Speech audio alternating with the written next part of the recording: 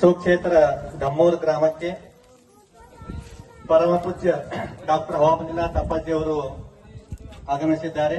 ಮಹಾಲಕ್ಷ್ಮಿ ಮೂರ್ತಿ ಪ್ರತಿಷ್ಠಾಪನೆಗೋಸ್ಕರ ಮಧ್ಯಾಹ್ನಕ್ಕೆ ಬರಬೇಕಾಗಿದ್ದ ಅಪ್ಪಾಜಿ ಅವರು ಇವತ್ತು ಅಮಾವಾಸ್ಯೆ ನಿಮಿತ್ತ